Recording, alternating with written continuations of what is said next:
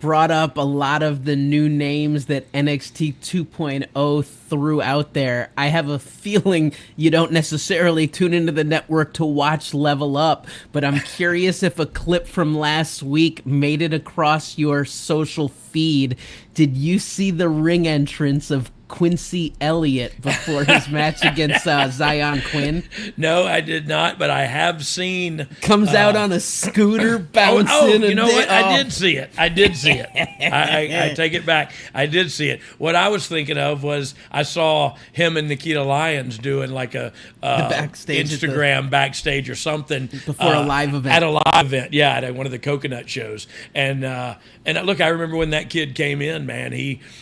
He wanted to be a wrestler, and he was trying hard, and he didn't mind going out on a limb and trying different things. And more power to him, man. I love seeing him on there.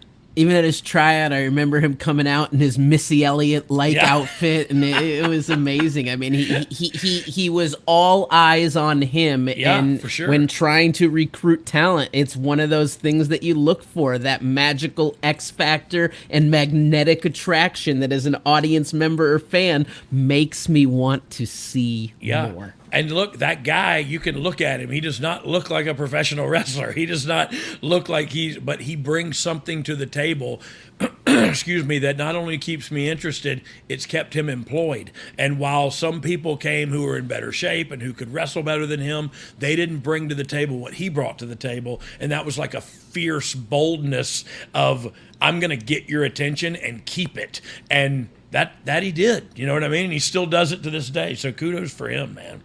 Let's talk. You talk about him reciting that promo out loud in preparation. I always would see talent right now who's making some waves and had a phenomenal match this week on Raw. Tommaso Ciampa, the kind of guy who always would want to run it by someone, and it wasn't even necessarily always about trying to get feedback, but it was about that verbalization and just watching, even seeing how you react to his delivery to see if it works. And I found that dude was an expert at his craft and always took being the best very seriously. Very seriously, yeah. And once again, there was an acting coach that was helping out NXT. He would always go run it by. Yeah. There was other producers he would run their promos by just to get more and more comfortable. And obviously, he's a comfortable guy that cuts good promos. Yeah, and that's the difference between a top guy or a guy who wants to be a top guy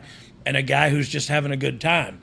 That was me. You know what I mean? I was just having fun the whole time and didn't think about, how do I do this better? How do I get better at it? Oh, I'm pretty good at it. Okay, that's cool. How do I get better? You know what I mean? And that's what these people that we're talking about that stand out, are trying to do. They're trying to better themselves, and they utilize all the resources to do that. And Ciampa was one of those guys that did all that. And now look at him. You know what I mean? Had a great match with Bobby the other night.